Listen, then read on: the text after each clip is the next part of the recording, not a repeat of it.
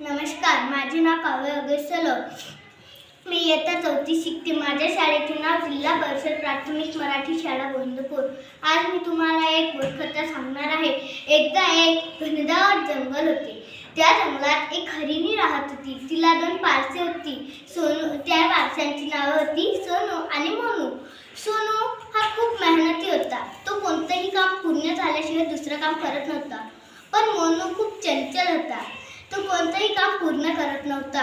मग त्यांना समजावण्यासाठी हरिणीने एक सोंग केले. ती म्हणाली, बाळांनो, माझं खूप पोट दुखतंय.